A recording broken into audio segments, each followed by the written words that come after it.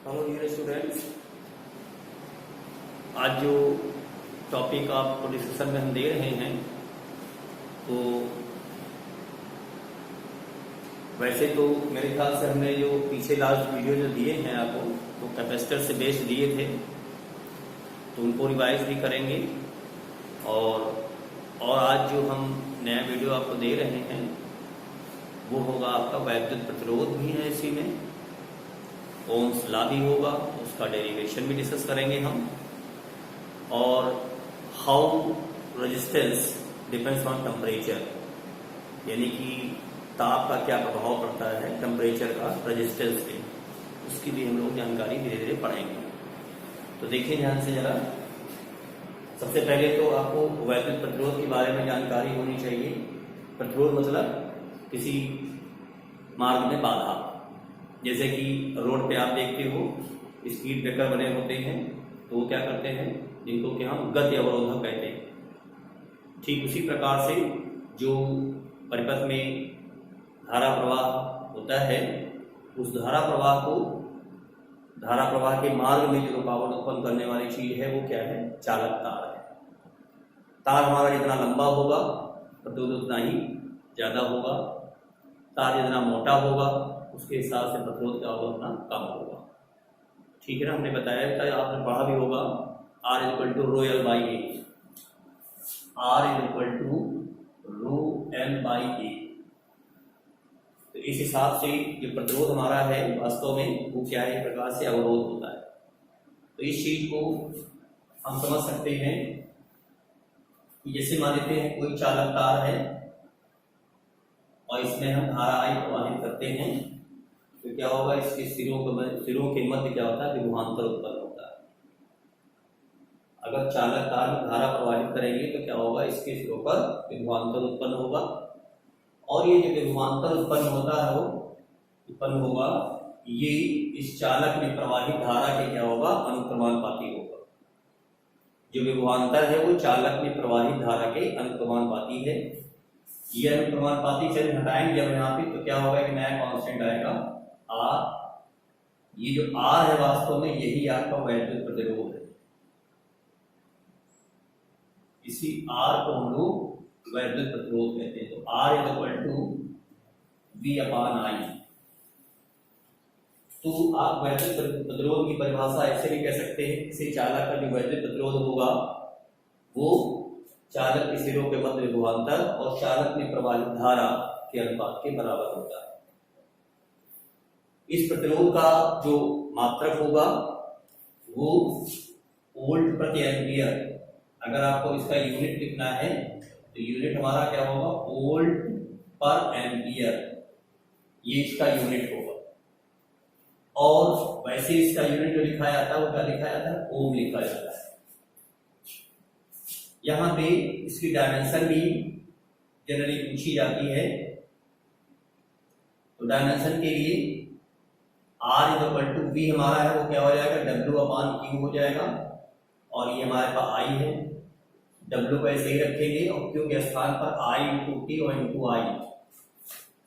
तो W जो हमारा है कार्य है, इसके लिए डायमेंशन हमारी ml to power 2 T to power -2, और ये I मिला करके हो जाएगा a की घात 2, और ये हो जाएगा आपका T। तो इस हिसाब से आप इसके अगर डायमेंशन देखेंगे तो आपको मिलेगी m n to power 2 T to power -3 और a टू पावर -2। ये इसकी डायमेंशन होगी, अच्छे से समझना है। अब इसी में से ये जो वैद्युत प्रतिरोध है, किसी चालक में वैद्युत प्रतिरोध जितना कम होगा चालकता उतनी ही ज्यादा होगी। तो जो वैद्युत चालकता है, नया एक सेंटेंस आता है वैद्युत चालकता, इलेक्ट्रिकल कंडक्टिविटी, इलेक्ट्रिकल कंडक्टिविटी।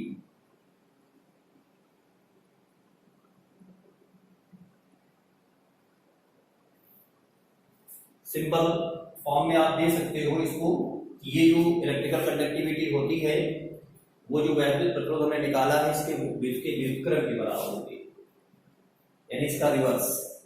वैद्युत प्रतिरोध जितना कम वैद्युत चालकता उतनी ही ज्यादा होगी। इसका जो यूनिट होगा वो क्या हो जाएगा, ओम इनवर्स या एम्पियर पर वोल्ट। ठीक है ना, अच्छे से ध्यान रखेंगे। और इसकी जो डायमेंशन हो जाएगी इसी की विमा तब डायमेंशन, तो ये क्या हो जाएगी m to the power -1, m power -2, t to the power 3 and a to the power 2, ये इसकी डायमेंशन हो जाएगी। अब जो हम जानकारी आपको देने जा रहे हैं वो है ओम का नियम। ओम का नियम इंपॉर्टेंट भी है, पूछा भी जाता है, जानकारी भी होना चाहिए। हालांकि आप लोगों ने इसके बारे में पढ़ रखा होगा पहले से, ओम्स लॉ।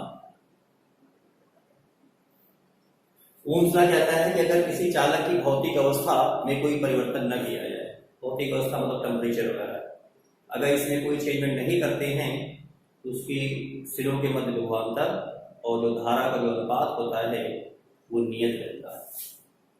क्या बताया हमने, अगर चालक या किसी चालक की भौतिक अवस्था में कोई परिवर्तन नहीं किया जाए, भौतिक अवस्था मतलब हमारा टेम्परेचर से सराउंडिंग है, अगर उसमें हम परिवर्तन नहीं करते हैं तो चालक के सिरों के मध्य विभवांतर V और धारा I जो अनुपात होगा वो कांस्टेंट होता है, और जो कांस्टेंट हमारा है वो R होता है। जो V अपान I के बारे में हम लोग पढ़ चुके हैं वो वैद्युत प्रतिरोध के बराबर होगा। तो ये हमारा ओम का नियम। जो कुछ परिपथ हमारे होंगे जो ओम के नियम का पालन करेंगे, और कुछ परिपथ ऐसे होंगे जो ओम के नियम का पालन नहीं करते। जनरली जो धात्विक चालक होते हैं वो ओम के नियम का पालन करते हैं, जो अधातुएं हैं उनमें कुछ कम मात्रा में, ठीक है ना, जो अर्धचालक है उनमें, ये सब चीजें हैं। इनमें जो क्या होगा, आपका जो ओम का नियम है वो फॉलो होगा, मगर जिस तरह से धात्विक चालकों के लिए फॉलो होता है उस तरह से फॉलो नहीं होगा। तो अभी उसको हम डिस्कस करते हैं। तो जो परिपथ ओम के नियम का पालन कर रहे होंगे ठीक से, उसमें क्या होगा, हम उनको कहेंगे हम ओमीय परिपथ। और ध्यान रखना है कि जो V और I के बीच में अगर हम ग्राफ खींचते हैं, ये किसके लिए बात बता रहे हैं, ओमीय परिपथ के लिए। तो ओमीय परिपथ के लिए अगर हम V और I के बीच अगर हम ग्राफ खींचते हैं तो ग्राफ जो हमको मिलेगा वो स्ट्रेट लाइन मिलती है। जो अनओमीय परिपथ होते हैं उन अनओमीय परिपथ में क्या होगा, जैसे कि आपका टार्च का बल्ब है, जो डिस्चार्ज ट्यूब होती है, फ्लोरोसेंट ट्यूब जिसे बोलते हैं, या आपके डायोड होते हैं, थर्मिस्टर है, ट्रायोड वाल्व है, डायोड वाल्व है, ये जो आपके डिवाइसेस हैं, ये डिवाइसेस जो होते हैं वो ओम के नियम का पालन नहीं करते।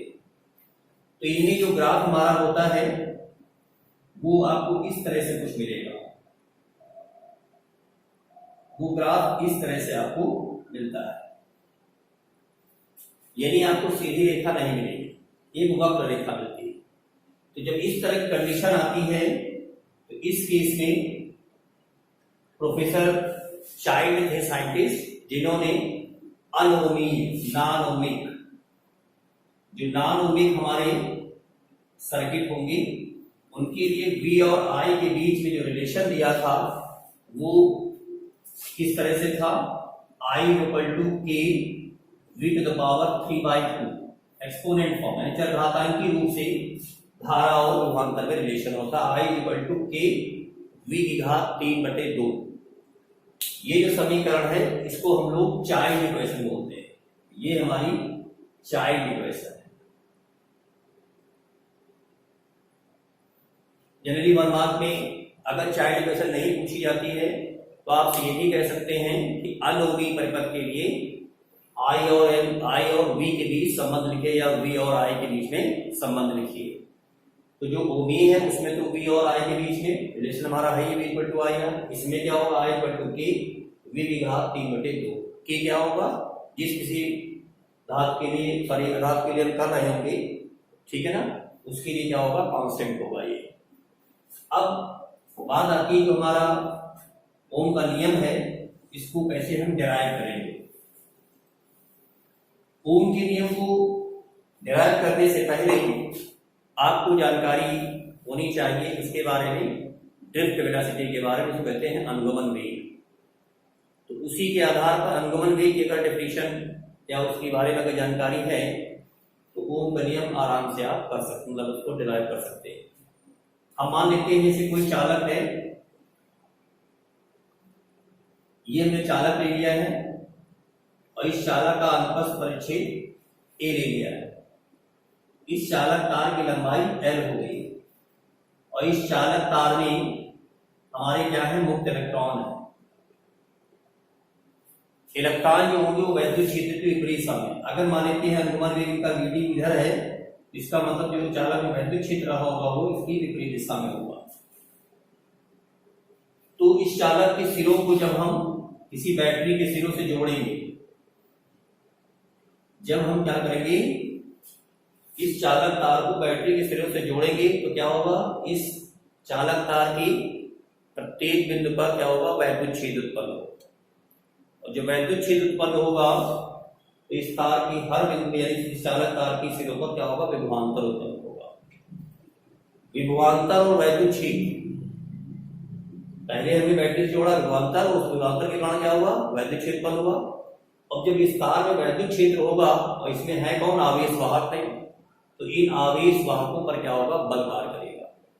तो इन आवेश वाहकों पर जो बल काम करेगा वो हमारा बल क्या होगा, E इंटू क्यू। यहाँ पे क्यू क्या है, इलेक्ट्रॉन्स हैं, इसलिए यहाँ पे E इंटू ई लिखेंगे। अब यहाँ पर ये जो चालक तार है इसके सिरों के मध्य विभवांतर V और इसकी लंबाई कितनी L है, तो इस हिसाब से E के स्थान पर हम लोग रखेंगे V/L और इंटू ई। अब ये जो हमारे इसके भीतर आवेश वाहक हैं, इन आवेश वाहकों पर क्या हो रहा है, बल काम कर रहा है और इन इलेक्ट्रॉनों का कुछ न कुछ द्रव्यमान है। तो ये इलेक्ट्रॉन का द्रव्यमान है, उस पर बल काम कर रहा है, तो फिर न्यूटन के नियमानुसार उनमें क्या होगा, त्वरण उत्पन्न होगा। तो जो त्वरण उत्पन्न हमारा होगा E, वो हमारा क्या होगा, F/m होगा, ये त्वरण हो जाएगा। तो F जो हमारा होगा वो क्या है, V/L इंटू ई अपॉन m, ये त्वरण उत्पन्न होगा। अब होगा क्या कि इस त्वरण से वेग बढ़ना चाहिए इलेक्ट्रॉनों का, मगर इलेक्ट्रॉनों का वेग बढ़ता नहीं, क्योंकि ये जो इलेक्ट्रॉन है इस धातु के भीतर जो धरायन है उनसे टकराकर अपनी एनर्जी को खोते रहते हैं। जो एनर्जी लॉस होता है वो एनर्जी लॉस हीट के फॉर्म में क्या होता है, इमिट होता है, जिसकी वजह से तार क्या होता है, गर्म भी रहता है जब करंट फ्लो होता है उसमें। अब करना क्या है आपको कि जब ये इलेक्ट्रॉन अपनी ऊर्जा को खो रहे हैं और इलेक्ट्रॉन को मूव भी करना है, तो क्या होगा, ये बैटरी का विभवांतर है वो इलेक्ट्रॉनों को निम्न विभव से उच्च विभव की ओर एक सूक्ष्म नियत वेग देता है। तो जो सूक्ष्म नियत वेग देता है वास्तव में वही हमारा क्या है, अनुगमन वेग होता है। तो हम ये मान के चलते हैं कि जो इलेक्ट्रॉनों का जो अनुगमन वेग है वो vt है, जिसको कि हम लोग औसत वेग बोलेंगे। यही अनुगमन वेग हमारा जो है वो क्या है, औसत वेग है,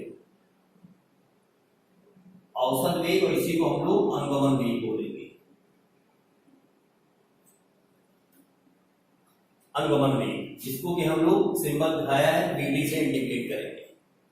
तो देखिए ध्यान से, जब हम चालक तार में वैद्युत क्षेत्र यानी चालक तार को हमने बैटरी से नहीं जोड़ा था, तो इसके भीतर जो इलेक्ट्रॉन हमारे थे वो सब जिग जैग मोशन कर रहे थे, इधर उधर, जैसे गैस के अणु इधर उधर गति करते रहते हैं, ठीक उसी प्रकार से गति करेंगे।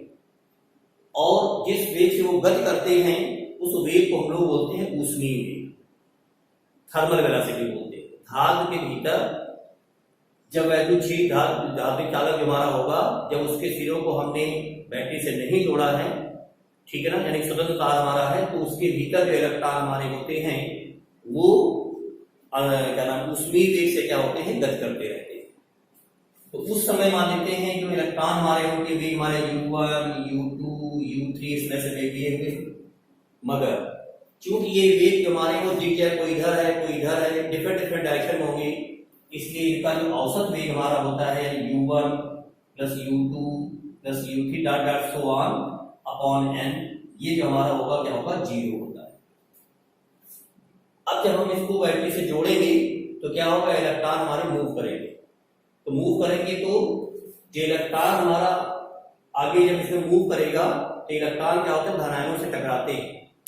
तो एक इलेक्ट्रॉन की जब धनायन से टकराया और उस टक्कर के बाद जब अगली बार इलेक्ट्रॉन मार किसी धनायन से टकराएगा तो उस समय का जो समय होता है उसको कहा जाता है श्रांति काल। यानी कि किसी इलेक्ट्रॉन की धनायन से क्रमागत दो टक्करों के बीच, एक टक्कर हुई उसके बाद अगली टक्कर होगी, उसके उस स्थिति में जो उसका औसत समय होता है, यहाँ पे औसत समय से लेते हैं क्योंकि इलेक्ट्रॉन धनायन से टकराएगा तो धनायनों इलेक्ट्रॉनों के बीच दूरी क्या निश्चित नहीं रहती है, कहीं कभी ज्यादा है कभी कम है। तो इस हिसाब से यहाँ पर भी हम लोग क्या करते हैं, औसत समय ही लेंगे। तो यहाँ पर यदि इलेक्ट्रॉन का श्रांति काल टाउ है तो जब समय होगा और जैसे ही अपनी बैटरी से जुड़ा तो क्या होगा, इलेक्ट्रॉन हमारा मूव करेगा तो उस समय उसकी जो वेलोसिटी होगी वो क्या होगी, फाइनल वेलोसिटी होगी, टाउ है। तो इलेक्ट्रॉन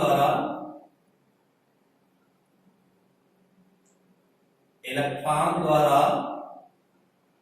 प्राप्त वेग जो हमारा होगा वो v बराबर क्या होगा, v बराबर u प्लस at से। तो किसी एक इलेक्ट्रॉन के लिए लेते हैं तो v1 इक्वल टू क्या होगा, u1 प्लस a इंटू टाउ1। हम यहाँ पे अगर अन्य और इलेक्ट्रॉन लेते हैं तो उनके लिए क्या होगा, v2 equal to u2 plus a tau हो जाएगा। और लेते हैं तो v3 इक्वल टू क्या होगा, u3 प्लस a टाउ3। हमें क्या करना है, इन्हीं सभी इलेक्ट्रॉनों का जिनका वेग घंटे वेग है इसी का औसत मान चाहिए और यही औसत वेग जो हमारा है वो वास्तव में क्या होता है, अनुगमन वेग होता है जो कि बैटरी का विभवांतर दे पा रहा है इलेक्ट्रॉनों को। तो इस हिसाब से जो हमारा औसत वेग होगा जिसको कि हम Vd कहेंगे और ये Vd हमारा जो होगा वो किसके बराबर होगा, V1 plus V2 plus V3 dot so on. मान लेते हैं ये जो चालक हमारा है इसके एकांक आयतन में इलेक्ट्रॉनों की संख्या n है। चालक के एकांक आयतन में इलेक्ट्रॉनों की संख्या n, इसको कि हम लोग इलेक्ट्रॉन घनत्व कहते हैं।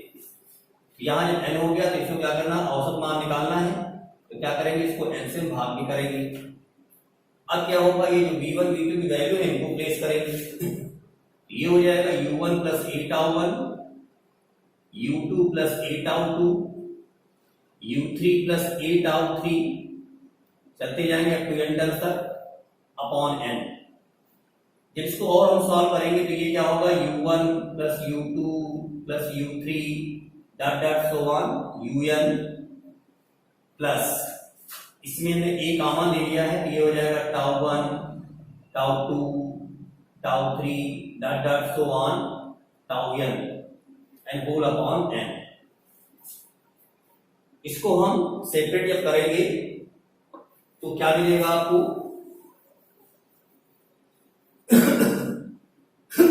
Vd is equal to u1 plus u2 plus u3 dot dot so on un upon n। एक चीज ये मिलेगी प्लस ए कॉमन ले लेंगे इसमें, ये हो जाएगा tau one tau two tau three dot dot so on tau n upon n। ये जो वैल्यू है इसको हम पहले ही बता चुके हैं कि ये इलेक्ट्रॉनों का क्या है, उसमें वेग है, ठीक है ना। वैल्यू 6 अनुपस्थिति है, इसका औसत मान क्या होगा, 0 होगा, यानी इसको हटा दीजिए। ये Vd वाला ये वैल्यू हमारी क्या हो जाएगी, 0 हो गई। तो हमारा बचता है केवल a tau one tau two tau three tau n upon n। अब यहाँ पे जो इलेक्ट्रॉनों का जो श्रांति काल, हम ये मान के चल रहे हैं कि इलेक्ट्रॉन धनायन से जब टकरा रहा है तो उनके टकराने में जो समय लग रहा है उसको हम लगभग बराबर मान लेते हैं। तो अगर हम समय को बराबर ले लेते हैं अगर, तो इस स्थिति में क्या होगा आपको देखेंगे,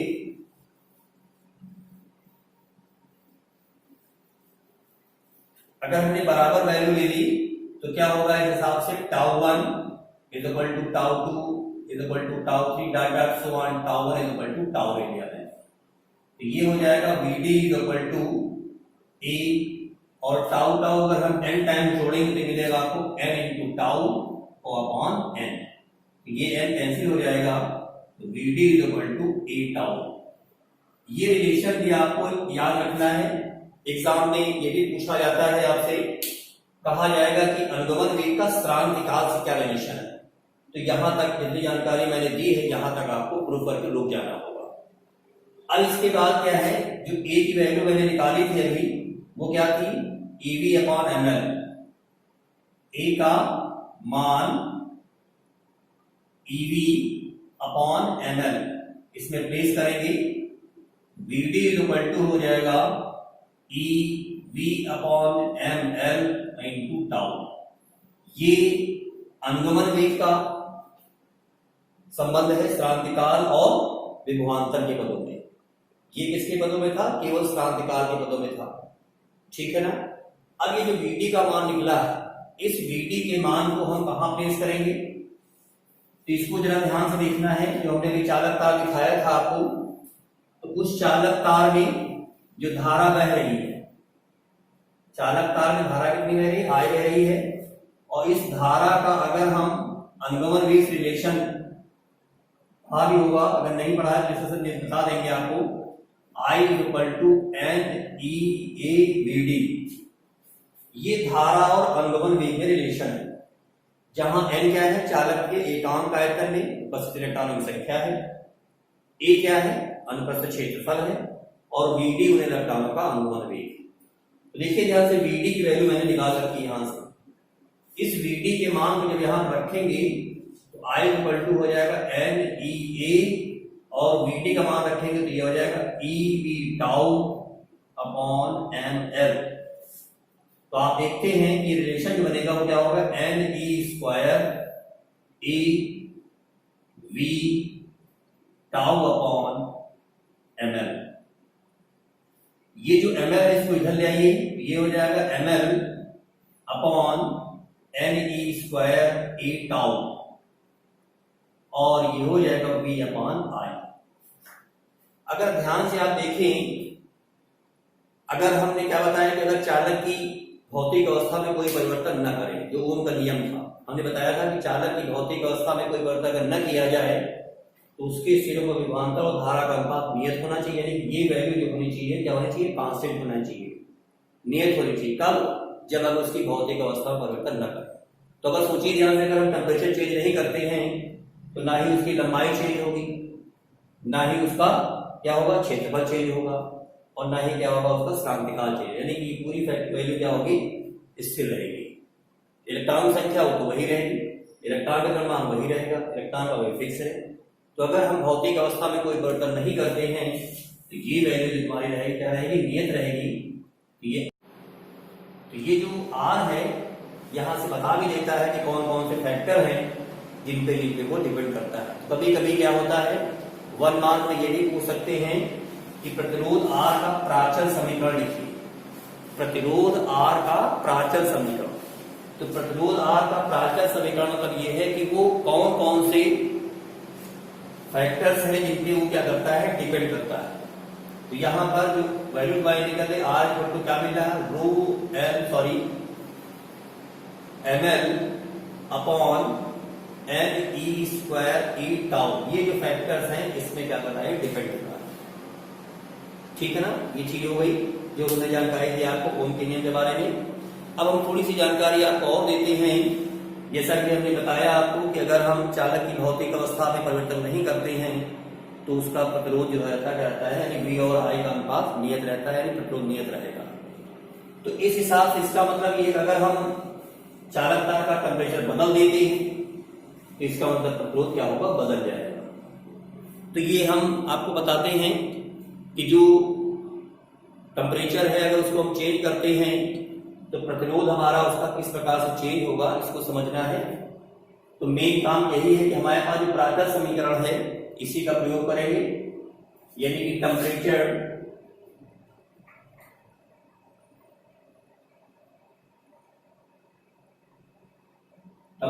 डिपेंडेंस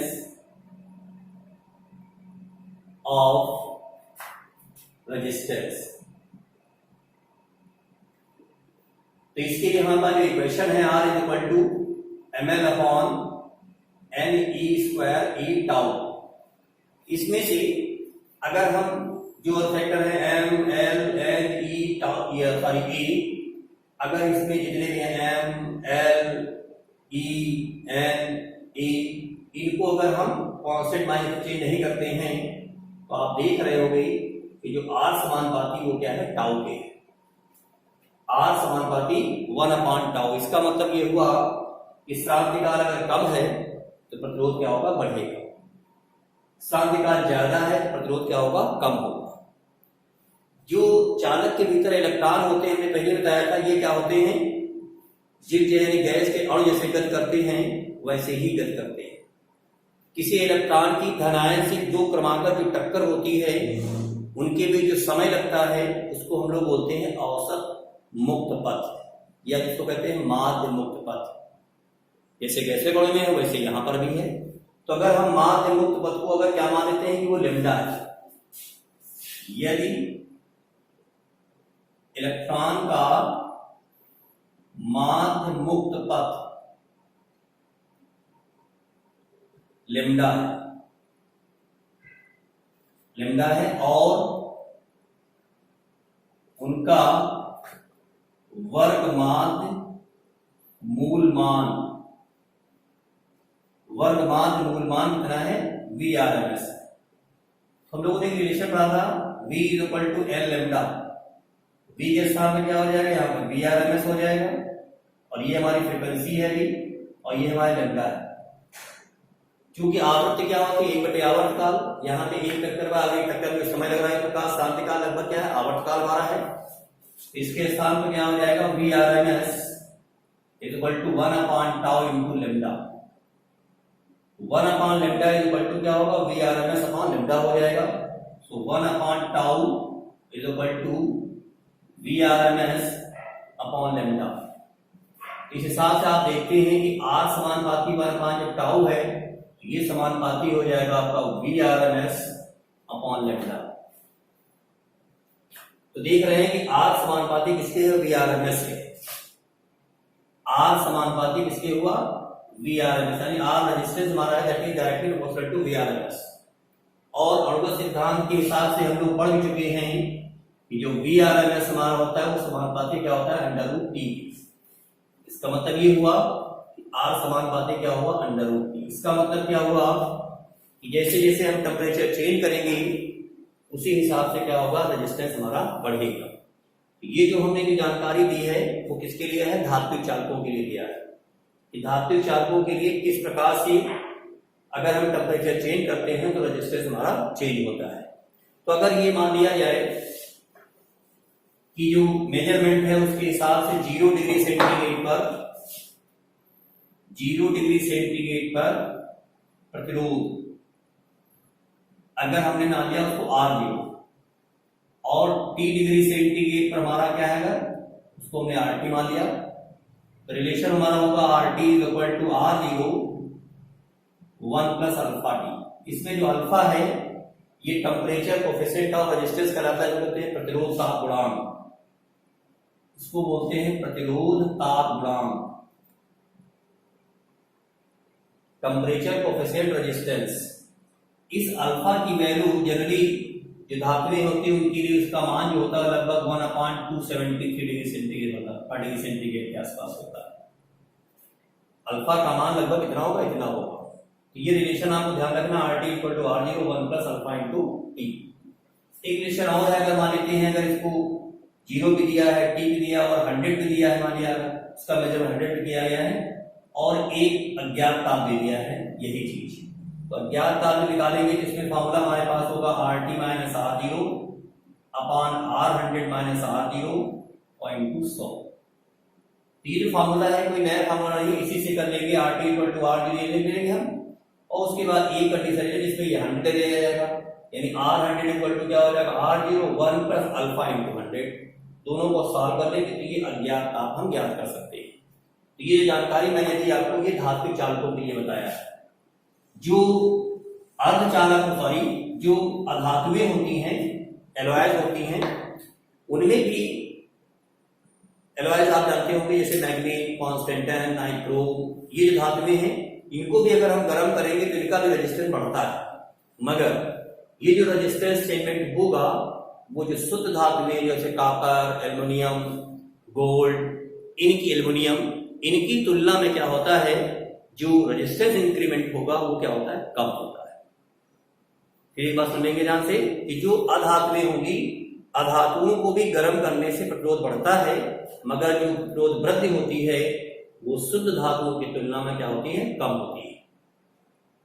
और जो अर्धचालक होते हैं इनको जब हम गर्म करते हैं तो इसमें प्रभाव उल्टा होगा। अर्धचालकों को जब गर्म करेंगे हम तो उनका प्रतिरोध क्या होता है, घटता है। प्रतिरोध घटने मतलब क्या हुआ कि जब गर्म करते तो है, गर्म करने में क्या होगा, नए इलेक्ट्रॉन और उसमें क्या होते हैं, उत्पन्न होते हैं। और जब इलेक्ट्रॉनों की संख्या बढ़ जाएगी तो चालकता बढ़ जाएगी, और जब चालकता बढ़ जाएगी तो उस केस में क्या होगा, प्रतिरोध क्या होता है, घटता है। तो जितने भी इलेक्ट्रॉनिक डिवाइसेस होते हैं उनको जितना लॉन्ग टाइम तक रन करेंगे तो उसमें पावर लॉस क्या होते हैं, कम आते हैं। जो पावर लॉस जो होता है वो ज्यादातर रेजिस्टेंस बेस होते हैं हमारे।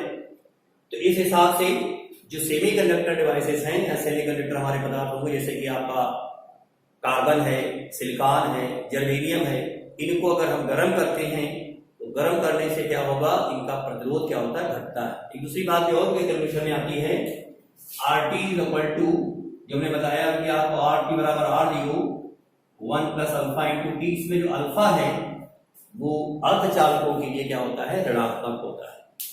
तो यहाँ टी की जो भी वैल्यू रखेंगे 1 से सब्ट्रैक्ट करके लिखना है। तो ये जो वैल्यू हमारी क्या होगी RT, वो क्या होगी, कम आती है। तो ये जो हमने जानकारी आपको दी है कि धातु चालकों को गर्म करेंगे तो कैसे प्रतिरोध बढ़ता है, अधातुओं के बारे में बताया मैंने आपको, और जो अर्धचालक होते हैं इनके बारे में भी बताया मैंने आपको।